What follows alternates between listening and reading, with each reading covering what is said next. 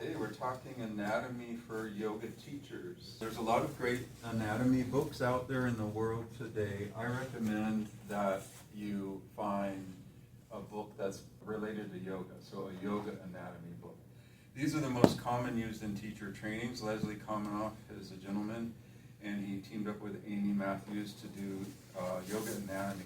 This was the first yoga anatomy book I ever read. Dr. Ray Long, I took a workshop with him in Kansas City for 2 days, and this is a very comprehensive book. If you're a visual learner like me, then you'll like the pictures because it shows the muscles actually working while they're in a yoga posture, so we can dissect the body and look at the body in action, in motion. I've actually gotten to love them, but I'm moving away from books for learning anatomy. I recommend you check out some of the great apps that are out there now.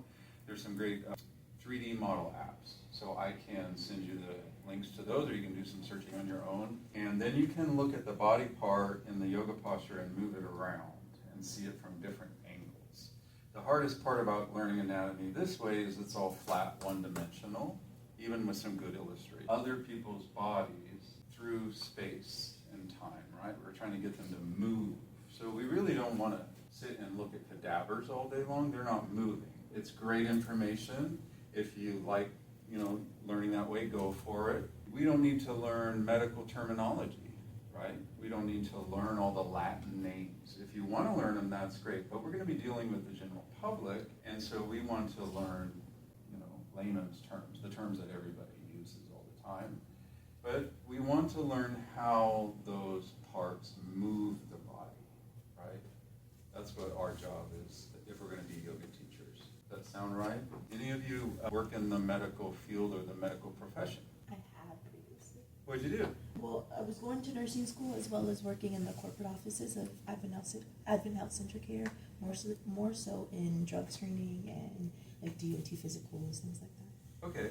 Yeah, but in nursing school, did you get into anatomy? Yes, I took all of the prerequisites, so definitely I did all anatomy, physiology, all that good stuff. Awesome. Then you can help me out. I'll try. It's been years. Yeah. But it'll all come back. Yeah. But what's good about having somebody in your group that has, that medical knowledge is that what is this muscle I'm feeling? You might even have doctors and nurses in your class. And it's great to find that out because then you guys can discuss things if they want to talk about work when they're not at work or charge you $350 an hour. But it's good to know about anatomy because you'll have students come up to you and say, I tore my rotator cuff. What should I not? What do you think the best answer to that question is? Don't do arms. Maybe go see a doctor. That's the answer. Yeah. I tore my rotator cuff. I had hip replacement surgery. I tore my hamstrings once. Or I was in class the other day and we did this move I've never done before, and now I have this pain right here. I'm not a medical doctor. I'm not a medical professional. I can't give you any medical advice. And that's the answer you want to say as a teacher because you're liable. In America, we're sue happy, right? So I'm from California where everybody sues everybody if you look at them wrong. So we want to keep that in mind. It's liability for you, first and foremost, liability for your studio or wherever you're working. It's safety and protection. So we do require that you get liability insurance to teach yoga. You can get up to like $2 million worth of insurance to protect yourself because yoga teachers do get sued. Yoga studios get sued. People do get hurt and injury. My facts are pretty old, like a decade old. But about 10 years ago, the average was 3,000 to 5,000 room visits related to yoga a year. So, and just in America. What was the most common injury? That's a good question. I don't know. I didn't ask that question. I know the most common bone broken in humans is the wrist. We fall and put our arms out. That's what happened to my mom. Put her arms out behind her, snapped off the wrist right there.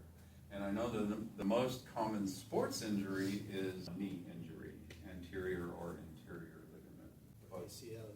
Yeah, I don't know what the most common yoga injury would be. Probably ego bruising. I can also tell you that the aerial industry and silk industry is getting harder every year because because there's so many people that are not doing things safely. There's people, you know, slinging from trees and all kinds of different things, and it's definitely becoming a big problem in the industry. Over the years, my insurance has definitely become very complicated. Yeah, it might be more, a little bit more than that, but yeah. I will close, say though that people I think are now really into Pilates because it's the thing. Because I loved aerial yoga, but it was the thing at that time, and now nobody really cares about it. So, No.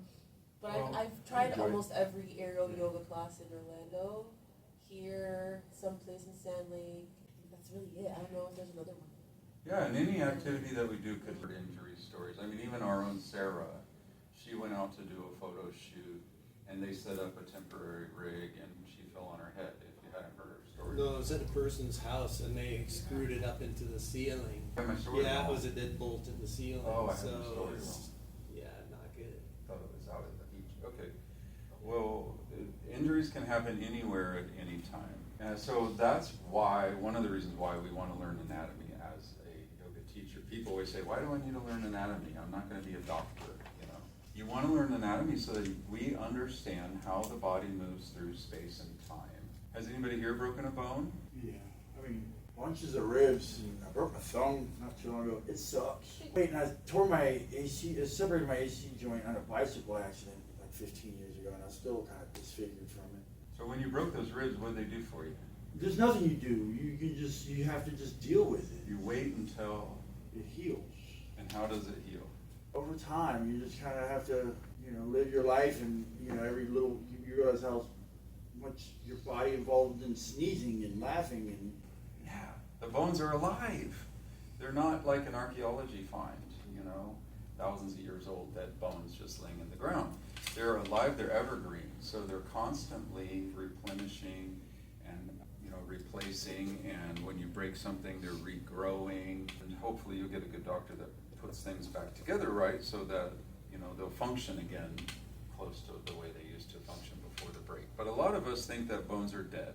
They're not. The marrow inside is full of all kinds of life that's trying to heal the bone. And the body's incredible ability to heal itself will allow those bones to grow back together. One of the most common breaks is a collarbone break because it's so delicate, and it's right up here by our shoulder where we're trying to do things all the time, and the upper body and the shoulder isn't necessarily made for heavy lifting. And you'll find this collarbone breaks, and then the bones will, usually they'll grow on top of each other. So somebody with a broken collarbone might have a little bump right there, and you can feel it. Bones grew back together. It's so incredible. I think it's just amazing. It's like a miracle, right? We were given this multi-million-dollar machine that human science cannot replicate or even understand. We don't understand the human brain at all. Watching what my father's going through with dementia is so mind-blowing because we have no clue about the human brain or how to fix it or anything like that. There's still so much we don't know, but something or someone with a greater understanding designed this body and gave it to us. Able to choose the body that we were given this body, but for some reason we identify so closely with it. I am my body. We never say this body I was given, right? So I always try to keep the yoga a mindfulness about the body. This isn't my body. This is the body I was given. I'm just using this body until I'm done with it, right? So what do I want to do with this machine? And what do the yogis encourage us to do with this machine? Try to make it the best experience we could have, right?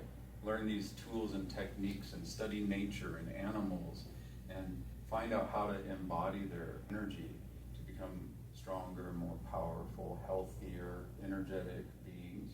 What's the ultimate goal of yoga? Ascension, right? Moving beyond all of the material stuff. If we want to reach our highest vibratory level possible in this form that we're in, it's going to take some work, right? We're going to want to keep it clean and healthy and strong. What's that shavasana feeling you have at the end of class, at the end of a good shavasana? You feel satisfied, I guess. Yeah, I feel like, damn, I moved my body. Yeah, it felt good. Yeah. I even had yoga brain when I went downstairs to order my bowl. I was like, huh? Sure. The whole nervous system gets to relax and reset in a yoga class. Even those hard power classes. because that's all physical, right? You're getting out of your brain in a power class. And that's how I started. I was in gym yoga, and then I got obsessed with Bikram and wanted to become a Bikram yoga teacher. And that was all conditioning the body. So the Hatha yogis came along, and they said, we're going to be a little revolutionary. Sitting on a cushion and trying to clear the mind is not very effective. It's really hard to sit down and try to get your mind clean. So let's clean the body instead. And that's when we got into physical postures, breath exercises, and meditations, and techniques to help get that body clean and healthy and feeling good, right? You want to feel good. You're not going to come to yoga if you're sick, and you can't do spiritual work if you're sick. It's very hard to do spiritual work when you're consumed with the body. So this is a living, multi-million-dollar machine that we were given, but we were never given an instruction manual. It's like being a parent, right? No one tells you how to raise a kid, right? It's up to us to learn how to use that body. So we get in here, we get on the mat, we do these things, we experiment with our body, we see what works, what doesn't work, and then we start to feel that body improving, our health improving, our mood improving, our ability to work on our spiritual pursuits, right? All because of this body. Now, how does the body move through space and time? Muscles. What else? So what does our brain use to talk to the muscles? Electricity, right? Our neurological system. So what are we going to name our skeleton today? First 4 seasons, they actually stopped doing that. Really? Yeah, That was so funny. They would do it selectively. But since his body, like his knee is broken, that just reminded me of him. Oh. They always tell him about So the electricity is in our strange looking thing. It kind of looks like a snake, right, with spines on its back or something. And when it sends a signal down, it stops at a nerve plexus. What's a nerve plexus? It's a bundle of electricity, right? What's another word for electricity you said a few minutes ago? Energy. What's a chakra center? Nerve plexus. The ancient yoga information has been backed up by science. We have a throat chakra with a bundle of nerves that control everything here in this part of the body. We have a nerve plexus in the behind our heart, basically, that controls cardiorespiratory and vital organs. Nerve plexus here that resonates with our solar plexus, and so on and so forth all the way down. So the nerves actually back up what the yogis were saying about the energetic systems of the body, or chakras. They also talked about nadis in yoga, which are 2 channels that are represented as male and female, and they go around the spine like the medical staff, right? And then they have the sushumna, which they call the central, and yogis call the central channel of energy, which runs right down the middle of the spine, which is where our electricity and our nerves go. So some of this stuff the yogis have been saying for thousands of years is all being backed up by science. I turned it around too early, dude, sorry. So how many vertebrae do you think there are in the spine? That's a great guess. Please always guess. Please ask questions. I'm an interactive conversational. I don't do lectures or standing up and talking. So let's interact. 27. Yeah. 26 or 27 on average. 26 or 27. It varies. There are some people that have 27. And these are vertebra when they are individual, and then they are vertebrae when they're a group, and it's a vertebral column when there's the whole part of them. Nikki taught me this really cool little trick to remember how many there are. What time do we have breakfast? I'm getting up, I'm going to get ready. Tiara. Going So work for to Tiara. school. I got to get everyone to school. I got to get to work. But there's seven cervical vertebrae. So there's 7 here in our neck. They start up underneath your skull. If you just reach right up here, do you feel the horseshoe at the base of your skull? Mm-hmm. Yeah, that's where the atlas and the axis live. They're at the top. And that one word axis gives us a clue. So atlas is like the top, right? The atlas. And then the axis. What is an axis? So left Pivot. and right. Yeah. Pivot point. Yeah, it lets our head turn. If you're a mom, it lets your head turn 360. Right? So there's 7 there, and then in the middle we move into a different part of the spine called the thoracic spine. Thoracic. Months. What time do we eat lunch? Oh, okay. 12. That's right. Yeah. 12. I was taking a cue from his. Yeah, noon. So there's 12 thoracic vertebrae. But what I want you to really pay attention to are these ones right here. So if you just reach right underneath at the bottom of your shoulder blades, do you feel the little bumps right there? I can get there. They're not little. You're right. But that's what you're feeling right about here. But see how compressed these are? See how close they are to each other? Now, if this was a person, it would be living and breathing, and then we could do elongation. So I could get you to lengthen your spine, even though that's one of the hardest actions to teach, right? But what do we do a lot of in yoga? Back bends, cat-cows, yeah, forward bends, back bends. What do most people have trouble with? Because these vertebrae are so close together and they're large, there's not a lot of room for them to smash against each other. The only way we're going to get that back bend is if we get long first to create some extra space and then come into our back bend. If we don't find that, then we're going to dump into the habit. The problem with the body is it's always trying to help too much. It always tries to recruit everything else. So if I start to go into back bend my first day in yoga, and this part of my spine is not flexible, my body's going to automatically dump into the low back. So then my back bend looks like this, right? I look like I'm doing a back bend, yeah. But if I start to access knowledge about the anatomy, and I realize that those are all being smashed together, but I need to create space, then maybe I'll try lifting from the front. And does that back bend look a little healthier on my low back? Yeah. Still a back bend, just accessing the knowledge of anatomy. So your postures are going to improve. So after lunch, we have dinner around 5-ish, right? I get off work at 5. So I have my lumbar spine. And you'll see this part of the spine looks a lot different than these. These are separate, right? And what are these? And they're fused together. Look at this. Can you see all the little lines on the top of the skull? The little squiggly lines? Can you guys make that out? Yeah. Here and here. This is fused. This is fused. We don't want them to come apart, but they're designed to be able to move if we need it, right? This moves all the time when we walk. Left, right, up, down, right? But we don't want it to separate. If it separates, you won't be able to sit down for 6 months. The same thing with our skull. These are suture joints. It kind of looks like somebody sewed some threads together, right? We don't want them to come apart, but if we have a band up to a certain point to keep our brain protected. So it's like a fuse almost. Injury, yeah. And it goes to the muscle, as you mentioned before, that creates the action that we want to have happen. Does that make sense? Yes, sir. Brain sends electricity to a different part of the body that says, fire off that muscle that's going to move the body into a certain shape. Once that muscle gets the signal from the brain, it's going to... So in order for us to be able to do that safely and not hurt ourselves, we have what are opposing muscles that oppose each other. Yeah? So a really good example is your arm. So go ahead and straighten your arm out, and you see your Popeye muscles, right? That's probably what you're looking at. You can feel the signal coming from your brain. Bend my elbow. Then feel what your body's doing. Tell your body to bend its elbow, and then feel. So what happened to these muscles when you told the body to bend the elbow? Contracted. They got tighter, right?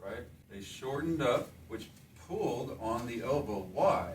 If my biceps up here, how is that making my elbow bend? Because it's connected with ligaments or tendons. Ligaments. You're on the right track. Yeah. But the muscle is attached to the bone, and then the muscle shortens, and that causes the bone, right? That causes the bone to move, right? The muscle shortens, causes the bone to move. Now with your arm bent, take a moment and tell your arm to straighten, but don't do it yet. Close your eyes and feel. Tell your arm to straighten, pause, then see if you can feel the system happening. Electricity, muscles, bone moved. Once your arm's straight, what muscles are you feeling are tight? Tricep. Back of the arm? Yeah?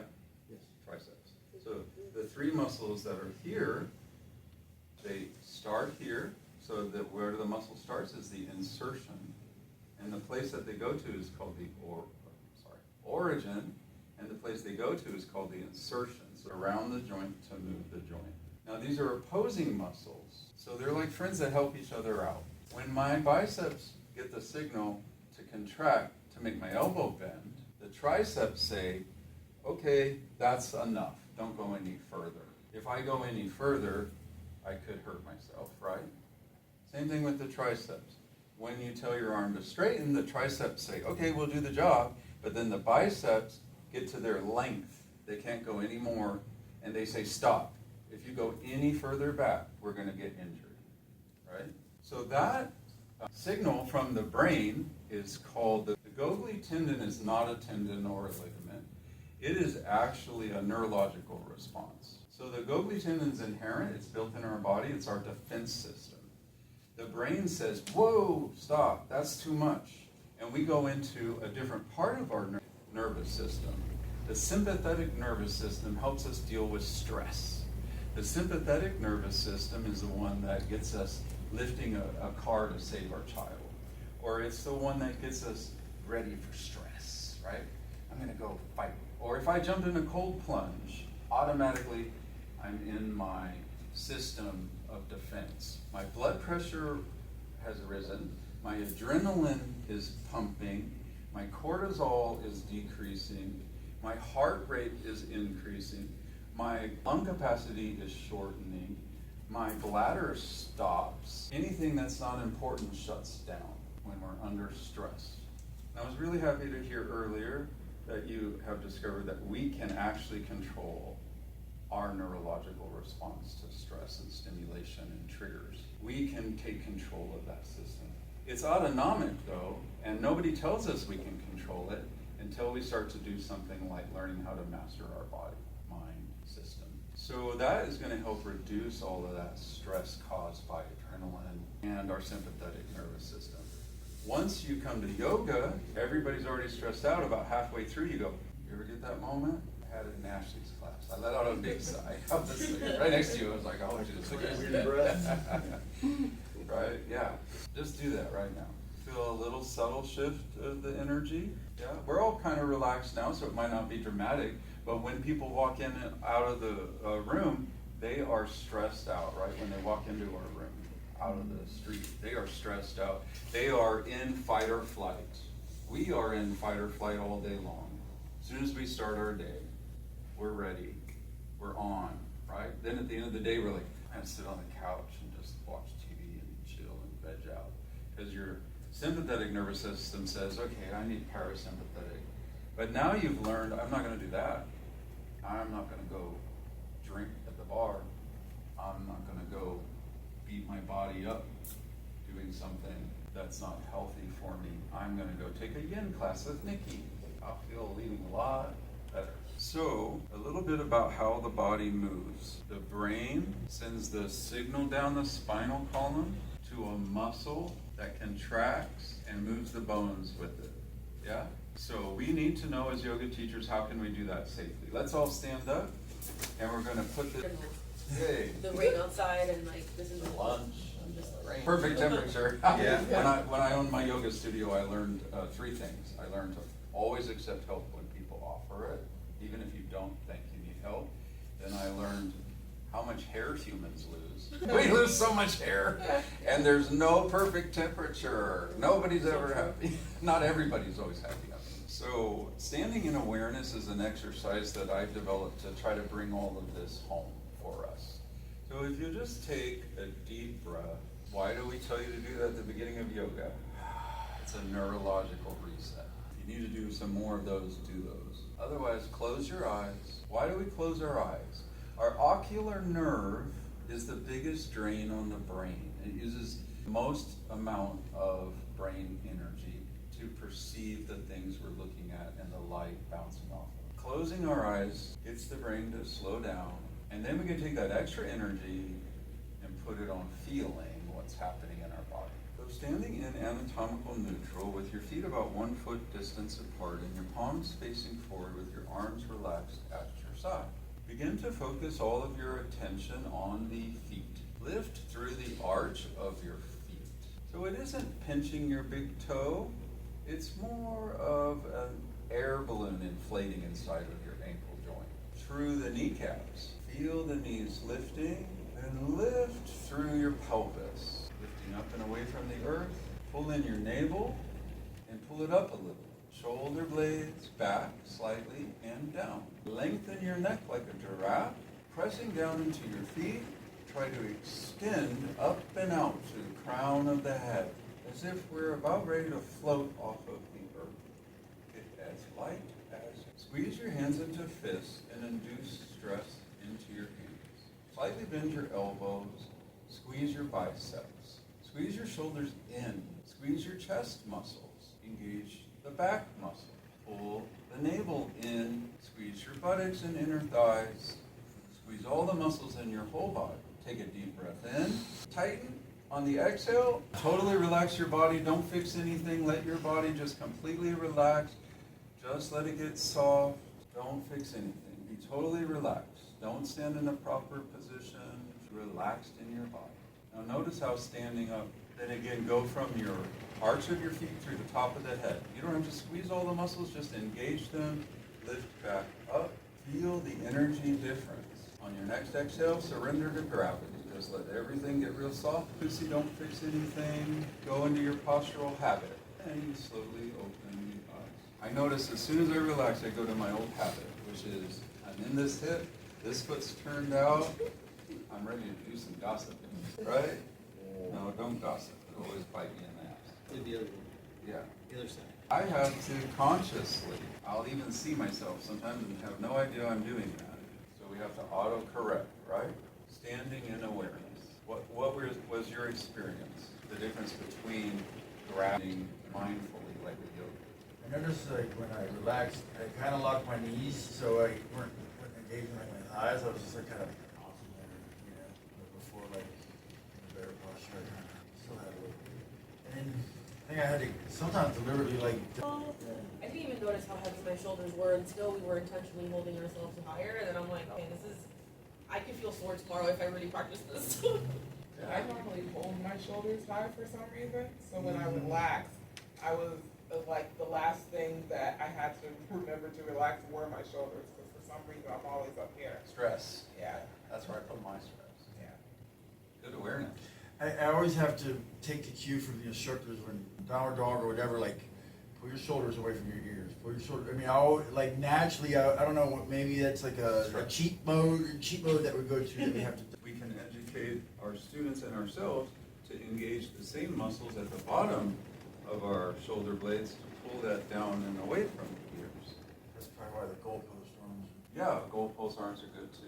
And then the hips and shoulders are the most common stressors for everybody. Let's talk Oh, about that, Joe. yeah, right. Tight hips, right? Oh, my It's the hips. worst. Oh. And at 30, no, like I didn't believe people when they were older. They're like, your body's gonna change at 30. No, it's not. I have to intentionally get up every 45 seconds to do some squats, because it's not like I can't sleep good, I can't walk. It's like really annoying. And that's why yoga is a lifestyle, because then you start to do it all the time. Now you're aware. If I get up and I move this, I feel so much better than when I sit all day long. Yep. So yoga's helped you see how you can live a better quality of life through movement. They laugh at me at work because I've been working in the warehouse, but the tables, we have tables we're working on about this high, and I'll have my leg just straight out. I'm trying to fold over, just keep working the. That's great. I'll go and like pigeon on these tables, and I'll grab a freaking painter's pole and. That's keep good doing though. twists You're and staying stuff. warm. We have That's a yoga section at work, and the yoga section is everyone comes in my office and we do like a pigeon or something real quick. I was like, all right. My boss is like, how do I do it? I was like, okay, shouldn't parallel. There's different biology between children and adults. Children haven't gone through the hormonal adjustment to, whatever gender that they are. So the muscles haven't started to tighten on their own. They haven't been injured yet. But what do children do that adults don't do that we should do? They They move all the move. time. Yeah. They, They wanna don't sit run, still. They want to do anything but sit So still. I feel these postures. I've never read a yoga book that says you must not move in this posture. And there's no way you're going to make the posture about you. If we just do this picture of a posture, that's for that person's body. But your body in that shape is going to look totally different, right? Because you have different needs and different wants and desires. So now I want you to try to take a common yoga pose, Warrior One. Are you familiar with that? Everybody got Warrior One? Okay. This is your patella. It's a little floaty piece of bone. Do you feel it there? Kind of moves around. It's attached with a tendon. So when a bone is attached to a bone, that's a tendon. When a muscle is attached to a bone, that's a ligament. So this patellar tendon, sometimes it can become detached, and it can float around. Who doesn't have them? Babies. Some people have an extra piece of bone. My best friend Debbie, she has a little calcification on both of her knees. Some extra bone grew there, but what that does is it causes a lot of pain in her whenever she tries to do anything. She can't do any poses on her knees. So try to teach a yoga class. But this joint right here, it's called a, what would you guess? A hinge joint. Hinge. There you go. Yeah, it's a hinge, like a door hinge, right? This bone here is the bigger bone. And what's it called? This is the tibia, which is your biggest bone. And then on the outside of your ankle by your little toe side is the fibia. See that little one? That little thin bone? Very common break. It's also like a fiddle on a violin, right? Anybody here play a violin? I played. Did you? I do not play. So tibia, fibia. This joint here is actually a complex joint. For our purposes, we want to think about it as a saddle on a horse, but there's another little part of the joint underneath here that allows the foot to turn in and out as well. It needs to glide though. So then the top of this is the strongest, longest bone in the human body. It can hold, I don't remember the exact amount, but it can hold a lot more weight than just our body weight. Does anybody know the name of it? I keep wanting to say femur. Yay! Because one of these will be the femur. Yay, you got it. I don't know which one. And it goes inside of the hip socket right here, which is at the bottom part of your pelvis, but that's a great big piece there. How does it all work together? So that's a ball and a socket, ball and socket joint. This is a ball and socket joint, and that's the exact same thing your shoulder is. The two big differences is, Going in there now. yeah, it's such I got a lot of padding. it's a deep, big joint, the deepest joint in the human body. This is a shallow ball and socket, so deep, shallow. This isn't made for heavy lifting, headstands, handstands, those kinds of things are hard on the upper body. But for right now, I want you to think about this ball and socket in your femur joint, and I want you to think of in your knee, works like a door hinge.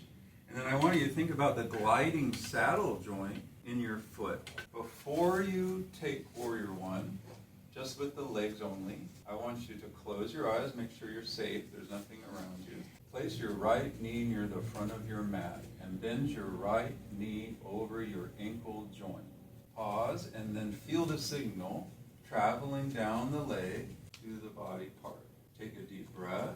Coming into Warrior One, slowly raise your arms overhead. Pause before you do it after you hear my words. Pause. Then tell your body to do it. Turn your little fingers inward towards each other. Pause. Feel the signal. Then do the action. Drop your shoulders down away from your ears. Okay, opening your eyes. What was your experience? Anybody want to share? I mean, going real deliberately makes me a little shaky. I think that's the proprio stuff. What is it when you can't see or something and you're disoriented? Because like the balance, right? When I'm doing it, I'm fine with my eyes open. Yeah. But when I'm doing it, when my eyes aren't open, I feel shaky. The world around us, so we can't use our eyeballs anymore to find where we are in time and space. So you feel out of balance. You don't have your equilibrium when your eyes are closed. But that doesn't mean we can't move through time and space.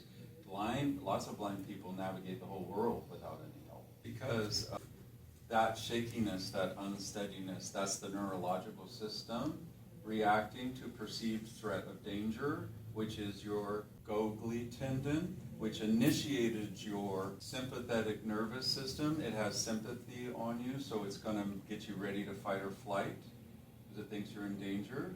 But then you took a breath and you said to your brain and body, oh, I'm in the room with Troy and Bob, everything's cool, we're safe, the door's locked, I'm okay. You relax into Warrior One. That's the whole system right there. I held my breath, so you definitely hit it on the nail like that, because I now feel out of breath after we came back to Warrior, but I didn't feel like that before. Were you breathing when you were in Warrior One? I or thought no? I was, but I guess not enough. You might have been holding your breath. Yeah. We do hold our breath. When I first started personal training, I would find a lot of people hold their breath when they exercise. I don't know what that neurological system is, but it must be a protection. Hold your breath. Because I didn't feel Fight the or flight. shakiness like you guys are describing, but when I did have my eyes closed, I felt like it was too difficult for me to focus on my breathing and also think about where I'm going to move my body without seeing it. I mean, I only took it as like a lack of stability because I was moving slow, you know, like when you're on a bicycle, if you're going real slow, you're gonna fall over. Right. You know, the faster you go, the more stable you are. So that's kind of how I took it, but since Response, yeah, at first, until you felt comfortable. yeah. So what'd you feel about the movement of the joints, of the bones? I think it has to do with the movement when he was doing it the way that we talked about. Like, I think I thought of it so much, and my body just moved like just straight up. So I feel like I didn't have as much movement, and maybe I was overthinking it. And So do you think your body held you back from making a big movement, or is it because your eyes were closed? I think it was a mix of both. Okay. Yeah. So if you felt safer, you would take a great big step. Right. So- Like, it was not where I usually go. Yeah. So I feel like my body was kind of holding me back. Plus, I was like very Protecting. aware of the joint, and I just wanted to like focus on it. Good, that's what I wanted to hear. What kind of information from the joint did you get? So I don't know how to describe it. Okay, no, just try it. So like when I tried to very much focus, I kind of felt like the movement, and it felt more natural to move like in, well, bones are stiff and straight, so it just went for like a very, Straightforward. Yeah. Yeah, you could feel the joint working the way it was supposed to work, right? right, instead of like the way that I Make it work out, yeah. And that's why a lot of times we'll say, don't do your habitual yoga pose, you know, don't always do the same tree, because that's exactly where you'll go every time. And then there's no challenge. That's why I try to take the suggestions. Like anytime an instructor's like, well, you can do this and you can do that. Like, I try to do those just because it's deliberately outside of. The options, yeah, give your students options. Like she was saying, maybe you can do this, maybe Ashley this morning said, maybe you can do that. So now I'm gonna just do the exact same thing. You can keep your eyes open, but I want you to try to pay attention to the system that's happening in the body, but I'm gonna try to use anatomical terms, okay? So let's come into standing in anatomical neutral. If it helps you feel better, you might try engaging your biceps to bend at the elbow and placing your hands on your hips. Shift your weight into your left leg, pause, take a deep breath. Engage your hip flexor and rectus femoris to raise your leg up off the ground on your right set of quadriceps. Feel your hamstrings contract as you slowly begin to step forward. Feel the impact of your foot on the ground, and then feel the saddle joint in your ankle begin to slide slightly forward. Hips and shoulders are faced towards the front of the room. Now engage your upper trapezius muscles to raise your shoulders, and engage your delts on the top, your medial delts, to raise the arms to the side like airplane wings. Now internally rotate at the shoulders, rotator cuffs, for your palms to face up. Then on the next inhale, raise your arms using your rotator cuffs to lift the arms up and overhead, coming into parallel with each other. Now relax your upper trapezius neck muscles and pull down by the bottom of your shoulder blades. I got you there safely in the same way I did when I just did yoga cues, right? You feel safe? Yeah, you can come out of it. Wasn't shaky. I was shaky. I wasn't shaky. Okay. I saw your eyes were closed, but for that one, you could keep your eyes. I want you to start thinking about that. We're going to end today, and we'll do some more anatomy tomorrow. But I want you to think about that if you do any postures, or just walking, or moving, or sitting, or standing. Think about that process. Signal from the brain down the nervous system to a muscle moves the body, and bone follow, right? So in this instance, just real quick on the muscles, we have 4 quadriceps. So grab your thigh, 4 big thigh muscles, right? They originate here, they insert down and around the knee, which helps control the knee, lifting it and bending it. So quadriceps, 4 of them. The one in the middle is the one we usually use a lot of in yoga, the rectus femoris. So rectus, helping to lift that leg, Is right? that what we call the hip? Hip flexor, is this? So different. That's different than what you were just describing. Yes, that's right here, connecting the hip to the Okay. torso. So that's going to shorten the torso to the trunk, to the lower body. Okay. So we bent our quadriceps. So these are the 4 largest muscles. On the back are the hamstrings. There's 3 of them. They're really tight, like piano strings, right? Everybody that comes to class has tight hamstrings because we sit all in our culture. We sit a lot. We sit at work, we sit to watch TV, we sit in the car. Everybody's hamstrings are tight, right? So these hamstrings right here to the back of the knee they got tight. That made your knee joint bend. You have your calf muscle, gastrocnemius, looks just like your bicep. Two muscles split to almost, it's one muscle split to almost look like two muscles. And then underneath that is a flat muscle called your soleus. Then when you put your weight into your ankle, this is slid into place on that. It's technically a hinge joint in your big toe. And you engaged your plantar tendon to plant that big toe into the ground. Then when I asked you to come off, you did the opposite with your ankle. You did what's called dorsiflexion, like the dorsal fin, right? You picked it up and then you retracted. When you retracted, the hamstrings shortened again to pull that leg back. Fun stuff, right? Yeah. And I didn't even get into what was going on in the upper body yet. We'll do that tomorrow.